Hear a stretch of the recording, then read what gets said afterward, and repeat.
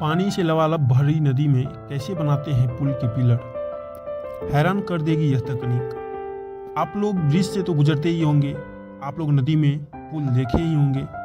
कभी ये जाना है कि ये नदी में ये पुल कैसे बनते हैं? पुल का निर्माण करने के लिए नींव बनानी जरूरी होती है।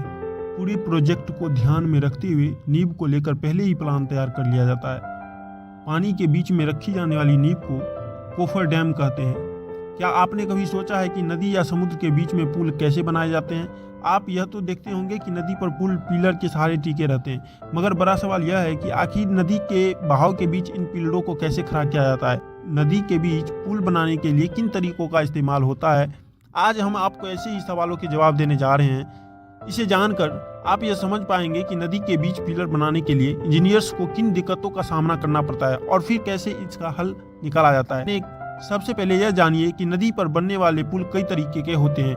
नदियों के बीच beam bridge, suspension bridge, arch bridge बनाए जाते हैं। पिलर वाले पुल बनाने के लिए इससे जुड़ी लंबी रिसर्च की जाती है। इस दौरान पानी की गहराई, जल बहाव की स्पीड, पानी के नीचे की मिट्टी की क्वालिटी, ब्रिज बनाने के दौरान पड़ने वाले भार और ब्रिज तैयार होने के बाद गाड़ियों के भार आदि के बारे में जानकारी जुटाते हैं। रिसर्च पूरी होने के बाद ही पुल बनाने के काम शुरू होता है।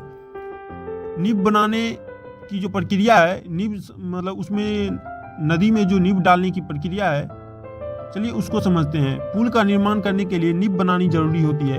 पूरे प्रोजेक्ट को ध्यान में रखते हुए नींव को लेकर पहले ही प्लान तैयार कर लिया जाता है। मालूम हो कि पानी के बीच में रखी जाने वाली नींव को कोफर डैम कहा जाता है। ये स्टील की बड़ी बड़ी प्लेट्स के जरिए बनाए जाते हैं, जिनका अलग अलग आकार होता है।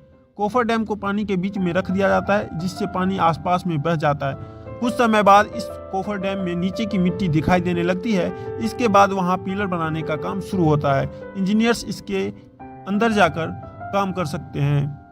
पहले तो इन जगहों को चिन्हित कर दिया जाता है जहाँ पे गड्ढे बनाने होते हैं। यहाँ पर यह बात ध्यान रखने वाली है कि जब पानी बहुत गहरा हो तो कोफर डैम के जरिए पुल नहीं बनाया जा सकता। ऐसी स्थिति में वहाँ पहले रिसर्च करके जमीन के नीचे कुछ पॉइंट बनाए जाते हैं जहाँ मिट्टी अच्छी हो और जमीन पिलर बनाने लायक हो। इसके बाद चिन्हित जगहों पर गड्ढे किए जाते हैं और फिर उनमें ऊपर से नीचे पाइप डाले जाते हैं। इस तरीके से पानी को बाहर निकाला जाता है। पानी के निकल जाने पर पाइप में सीमेंट आदि भर दी जाती है। ऐसे ही कई पाइप मिलकर पिलर बनाते हैं।